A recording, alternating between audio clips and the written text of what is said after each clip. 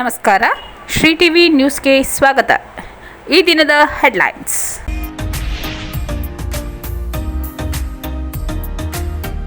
ಶತಮಾನ ಕಂಡ ಸರ್ಕಾರಿ ಶಾಲೆಗಳು ಪಾರಂಪರಿಕ ಶಾಲೆಗಳಾಗಿ ಪರಿವರ್ತನೆ. ಕನ್ನಡ ಅಭಿವೃದ್ಧಿ ಪ್ರಾಧಿಕಾರದ ಅಧ್ಯಕ್ಷರಾದ ಡಾಕ್ಟರ್ ಪುರುಷೋತ್ತಮ್ ಬಿಳಿಮಲೆ. ಕೊತ್ತಲವಾಡಿಯಲ್ಲಿ ನಾಳೆ ಸಿದ್ದಪ್ಪಾಜಿ ದೇವಸ್ಥಾನದ ಉದ್ಘಾಟನೆ. ಕೋಳಿಪಾಳ್ಯ ಗ್ರಾಮಕ್ಕೆ ಬಂದ ಒಂಟಿ ಸಲಗ, ಗ್ರಾಮಸ್ಥರಲ್ಲಿ ಮೂಡಿದ ಆತಂಕ. ಶತಮಾನ ಕಂಡ ಸರ್ಕಾರಿ ಶಾಲೆಗಳು ಪಾರಂಪರಿಕ ಶಾಲೆಗಳಾಗಿ ಪರಿವರ್ತನೆ. ಕನ್ನಡ ಅಭಿವೃದ್ಧಿ ಪ್ರಾಧಿಕಾರದ ಅಧ್ಯಕ್ಷರಾದ ಡಾಕ್ಟರ್ ಪುರುಷೋತ್ತಮ್ ಬಿಳಿಮಲೆ.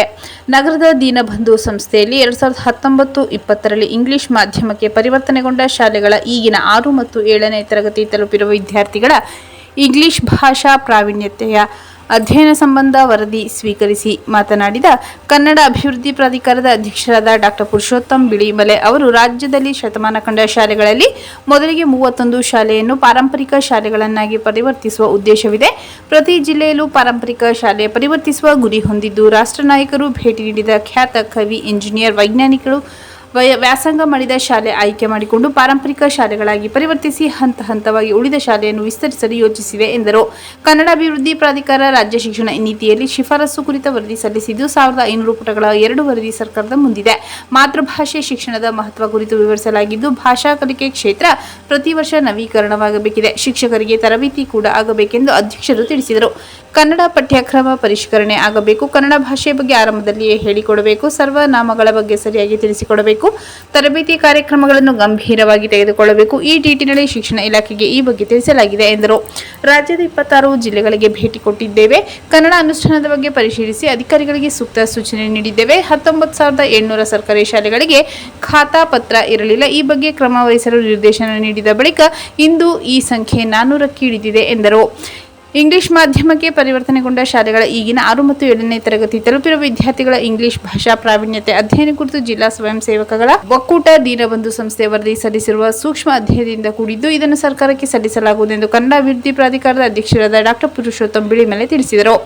ಆರಂಭದಲ್ಲಿ ಮಾತನಾಡಿದ ದೀನಬಂಧು ಸಂಸ್ಥೆಯ ಗೌರವ ಕಾರ್ಯದರ್ಶಿ ಜಿಎಸ್ ಜದೆ ಅವರು, 7 ವರ್ಷಗಳ ಕಾಲ ಅಧ್ಯಯನ ಮಾಡಿ ವರದಿ ಸಿದ್ಧಪಡಿಸಲಾಗಿದ್ದು, ಮಕ್ಕಳಿಗೆ ಭಾವನೆ ಸುಲಲಿತವಾಗಿ ಹೇಳಿಕೊಡುವ ಅವಕಾಶ ದೊರಕಬೇಕು. ಭಾವನಾತ್ಮಕವಾಗಿ ಕನ್ನಡದಲ್ಲಿ ಅಭಿವ್ಯಕ್ತಿ ಅವಕಾಶವಾಗಲಿದೆ ಎಂಬುದನ್ನು ಪೋಷಕರು ಗಮನಿಸಬೇಕಿದೆ ಎಂದರು. ಸಭೆಯಲ್ಲಿ ಕನ್ನಡ ಅಭಿವೃದ್ಧಿ ಪ್ರಾಧಿಕಾರದ ಕಾರ್ಯದರ್ಶಿಗಳಾದ ಡಾಕ್ಟರ್ ಸಂತೋಷ್ ಹಾನ್ಗಲ್, ಹಿರಿಯ ಸಾಹಿತಿ ಡಾಕ್ಟರ್ ಹನ್ನೂರು ಕೃಷ್ಣಮೂರ್ತಿ, ಓಎಲ್ ನಾಗಭೂಷಣ್ ಸ್ವಾಮಿ, ಜಿಪಿ ಬಸವರಾಜ್, ಕೆ ವೆಂಕಟರಾಜ್ ಶಿವಸ್ವಾಮಿ, ಅಜಿಂ ಪ್ರೇಮ್ಜಿ ಫೌಂಡೇಶನ್ನ ರಾಮಕೃಷ್ಣ ಸೇರಿದಂತೆ ಇತರರು ಉಪಸ್ಥಿತರಿದ್ದರು. ಕೊತ್ತಲವಾಡಿಯಲ್ಲಿ ನಾಳೆ ಸಿದ್ದಪ್ಪಾಜಿ ದೇವಸ್ಥಾನದ ಉದ್ಘಾಟನೆ. ಚಾಮರಾಜನಗರ ತಾಲೂಕಿನ ಕೊತ್ತಲವಾಡಿ ಗ್ರಾಮದಲ್ಲಿ ಕುಂಬಾರ ಸಮುದಾಯದವರು ನೂತನವಾಗಿ ನಿರ್ಮಿಸಿರುವ ಶ್ರೀ ಸಿದ್ದಪ್ಪಾಜಿ ದೇವಸ್ಥಾನದ ಉದ್ಘಾಟನೆ ಹಾಗೂ ಕಳಸಾರೋಹಣ ಕಾರ್ಯಕ್ರಮ ನಾಳೆ ನಡೆಯಲಿದೆ. ಬೊಪ್ಪೇಗೌಡನಪುರದ ಜ್ಞಾನಾನಂದ ಚನ್ನರಾಜೆ ಅರಸು ಅವರ ಸಾನ್ನಿಧ್ಯದಲ್ಲಿ ಗುರುವಾರ ಸಂಜೆ ಸಲ್ಲುವ ಶುಭ ಲಗ್ನದಲ್ಲಿ ಗಂಗಾ ಪೂಜೆ ವೀರಗಾಸೆಯೊಂದಿಗೆ ಕಂದಾಯ ಮೆರವಣಿಗೆ ನಡೆಯಲಿದ್ದು, ಬಳಿಕ ವಿವಿಧ ಪೂಜಾ ಕೈಂಕರ್ಯ ಜರುಗಲಿದೆ. ಶುಕ್ರವಾರ ಬೆಳಗ್ಗೆ ಸಲ್ಲುವ ಶುಭ ಲಗ್ನದಲ್ಲಿ ಕಂದಾಯಗಳಿಗೆ ರುದ್ರಾಭಿಷೇಕ, ಅಲಂಕಾರ ಹಾಗೂ ಪ್ರಧಾನ ದೇವತೆಗಳ ಕಲಶ ಆರಾಧನೆ ಸೇರಿದಂತೆ ಮಂಗಳಾರತಿ ನಡೆಯಲಿದ್ದು, ಬಳಿಕ ಅನ್ನಸಂತರ್ಪಣೆ ನಡೆಯಲಿದ್ದು, ಹೆಚ್ಚಿನ ಸಂಖ್ಯೆಯಲ್ಲಿ ಭಕ್ತಾದಿಗಳು ಆಗಮಿಸಬೇಕೆಂದು ಕುಂಬಾರ ಸಮುದಾಯದ ಕುಲಸ್ಥರು ಹಾಗೂ ಗ್ರಾಮಸ್ಥರು ಪ್ರಕಟಣೆಯಲ್ಲಿ ಮನವಿ ಮಾಡಿದ್ದಾರೆ. ಕೋಳಿಪಾಳ್ಯ ಗ್ರಾಮಕ್ಕೆ ಬಂದ ಒಂಟಿ ಸಲಗ, ಗ್ರಾಮಸ್ಥರಲ್ಲಿ ಮೂಡಿದ ಆತಂಕ. ಗುರುವಾರ ಬೆಳಗಿನ ಜಾವ 5 ಗಂಟೆ ಸಮಯದಲ್ಲಿ ಚಾಮರಾಜನಗರ ತಾಲೂಕಿನ ಕೋಳಿಪಾಳ್ಯ ಗ್ರಾಮಕ್ಕೆ ಒಂಟಿ ಸಲಗ ಎಂಟ್ರಿ ಕೊಟ್ಟು ಗ್ರಾಮದಲ್ಲಿ ಸುತ್ತಾಡಿದೆ. ಬೇಸಿಗೆ ರಜೆ ಹಿನ್ನೆಲೆ ಆಹಾರಕ್ಕಾಗಿ ಗ್ರಾಮಗಳತ್ತ ಕಾಡಾನೆ ಬರುತ್ತಿದೆ.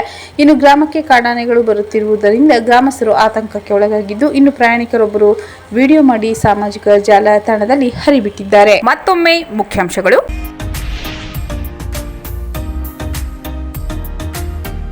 ಶತಮಾನ ಕಂಡ ಸರ್ಕಾರಿ ಶಾಲೆಗಳು ಪಾರಂಪರಿಕ ಶಾಲೆಗಳಾಗಿ ಪರಿವರ್ತನೆ. ಕನ್ನಡ ಅಭಿವೃದ್ಧಿ ಪ್ರಾಧಿಕಾರದ ಅಧ್ಯಕ್ಷರಾದ ಡಾಕ್ಟರ್ ಪುರುಷೋತ್ತಮ್ ಬಿಳಿಮಲೆ.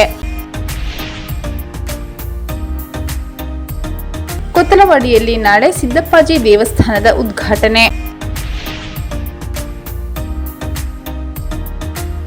ಕೋಳಿಪಾಳ್ಯ ಗ್ರಾಮಕ್ಕೆ ಬಂದ ಒಂಟಿ ಸಲಗ, ಗ್ರಾಮಸ್ಥರಲ್ಲಿ ಮೂಡಿದ ಆತಂಕ.